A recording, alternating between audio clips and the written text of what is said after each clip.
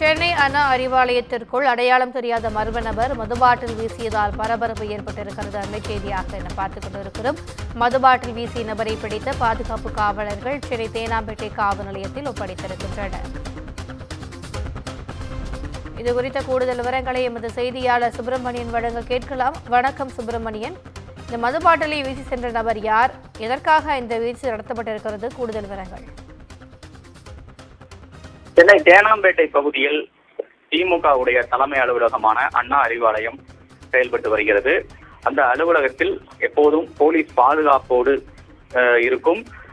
24 மணி நேர போலீஸ் பாதுகாப்பு அங்கு வழங்கப்பட்டு இருக்கிறது.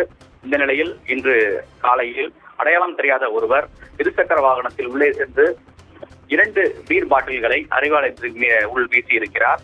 இதனால் பரபரப்பு ஏற்பட்டது. அங்கு பாதுகாப்புக்கு நின்றிருந்த போலீசார் அவரை பிடித்து தேனாம்பேட்டை போலீஸ் காவல் நிலையத்துக்கு அனுப்பி வைத்தனர். விசாரணையில் அவரது பெயர் கோவர்த்தன் என்றும் கண்ணகி நகரை சேர்ந்தவர் என்பதும் விசாரணையில் தெரிய வந்திருக்கிறது.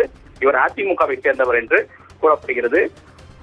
டாஸ்மாக் கடைகளை மூடக்கோரியும் அது மட்டுமல்லாமல் மதுவால் குடும்பங்கள் அழிவதாகவும் இது போன்ற செயலில் ஈடுபட்டதாக போலீசாரிடம் தெரிவித்திருப்பதாக தகவல்கள் தெரிய வந்திருக்கிறது. இருந்தாலும் போலீசார் தொடர்ந்து அவரிடம் விசாரணை மேற்கொண்டு வருகிறார்கள். அது மட்டுமல்லாமல் அவரை கைது செய்து விசாரணை நடத்தி வருவதாகவும் காவல்துறை தரப்பில் சொல்லப்படுகிறது. கூடுதல் விவரங்களுக்கு நன்றி சுப்பிரமணியன்.